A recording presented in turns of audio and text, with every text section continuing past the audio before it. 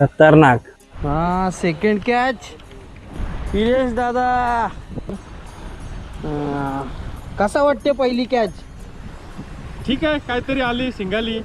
हे बघा मित्रांनो, 3 ते खड्ड्या नाही तुम्हाला दिसताना का नाही माहिती नाही. यो चौथा माझा पर्सनल आहे. कसा फुगला आहे बघा मित्रांनो. छोटू अँगलर, नाव काय भाई सांग? रुद्र अँगलर आपला बघू शकता. आणि शिंगाली लागली त्याला बघा कडकडीत. कितवी कॅच तुझी आहे? दुसरी कॅच का? ठीक आहे. काम करलंय बघा. काय किती टाइम लागलाय फोराला? लई मेहनत घेतली बाबा.